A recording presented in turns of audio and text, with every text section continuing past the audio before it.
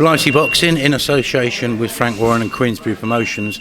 We're joined by Mickey the Gent Burke. How are you, sir? How's it going, mate? I'm alright, not too bad.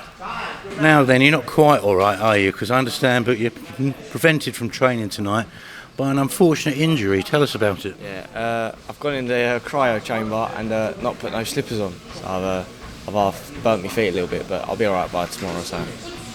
So we've got frostbite of the Tootsies, yeah? Yeah, frostbite of the Tootsies. Al told me to have a night off, so if it was my way I would have trained, but Al told me to have a night off, so just a stupid mistake, really. Learn. Talking of stupid mistakes, I believe you did a little bit of a rescue mission the other night to save a teammate in distress. Yeah, our superstar Dennis, he popped his tyre, so he rang me about 5-6 times. I thought, go away then, go away. It's like 11 o'clock at night, you can go away.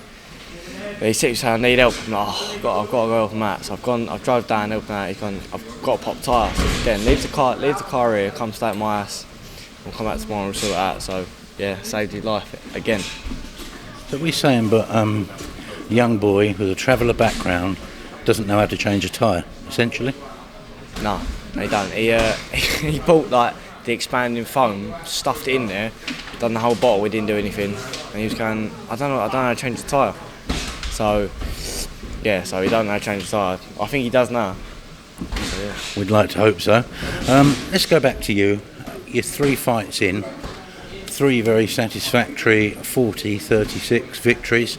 You happy with it all so far? Yeah, all happy with it. Everything's going well. I'm improving every fight. That's what I want, really. Like, obviously, I ain't stopped no one, but that's going to come, I think. So, yeah, happy with everything. And people might not realise about you, but you come from a boxing background. Your father, of the same name, is a trainer. And the consequence of this is, but you've been around Al and all the boys in here since the age of 15, and you've been mixing it with them in the ring.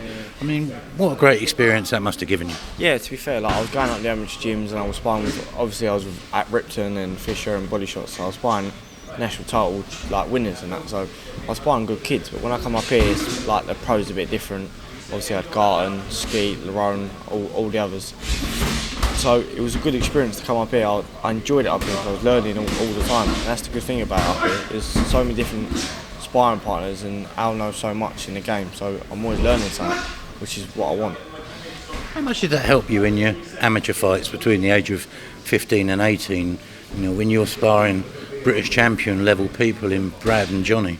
To be honest, it didn't really help me out a lot, but because where like the pros they're a bit more flat-footed and a bit slower, so it was a bit like hard to go.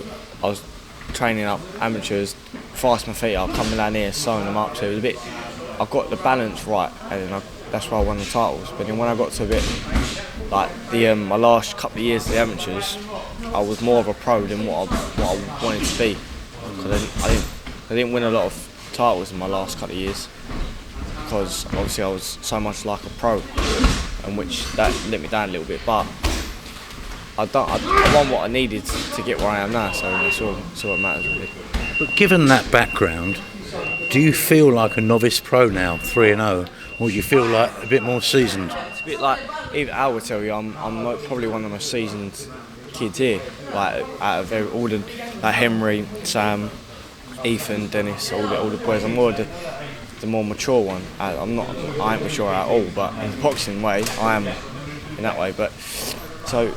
Like I've got probably about a couple of years on all the other boys, where like they're just coming into the thing, and that's why I think I haven't stopped anyone, because I warm up in the fourth, so in the third a little bit, so I need 6-8 rounds to show what I can really do, and that's why I think I'll start getting people out of it. I remember just before your debut, we was at the BT studios, I think it was, for the weigh-in, and Al got you to jump on the scales before the official weigh-in. And you'd obviously really worked hard to get yourself down to the weight. Then Al says to you, you can go down another weight. You're still carrying a bit there. You must have been gutted when he said that. I was fuming. I thought this geezer's trying to tell me. I thought no, but like I could have maybe done for my debut, but in the last 3 fights, maybe a year, I've grown so much and matured a little bit in my body. So I don't think I'll be going up any weight lower. I think in anything I'll be going to weight higher in a few months, maybe a year. Giving yourself a bit of leeway there then, a little bit of burger room. Yeah, I know. Yeah, But to be fair, like my dad's a big man, my mum's a big girl, so we're all big people in my family. So I'll only get bigger, I think. Pass the message on to your mother in this video. She's a big girl. Sorry about that one. Now, even though you're sort of waving it aside, I know for a fact, but not having a stoppage in your first 3 fights bothered you, or has bothered you a little bit, because you were always considered this sort of really all-action, attacking fighter, and everyone vouches for it in here, but you've been quite controlled in the ring. To be fair, like I'm not when I fight better than I spar. To be fair, so in the spars, if I have a bad day or something, I just go out and have a war. But fights, it matters. It does matter in you fight. So I think if I because in my last fight, I said, "Oh, you could stop him in the second round," and that just went straight to me head. I thought, "Oh, I can stop him. I'll get him out of here. Try really hard because you can't get them journeymen out of there. They're so hard to get out of."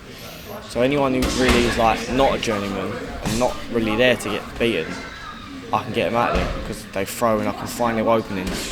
Where journeymen, they're just there they want to do the rounds, and that's him. Is it probably fair to say, but you wouldn't be that bothered if it wasn't for Sam and Dennis and all those giving you a bit of stick?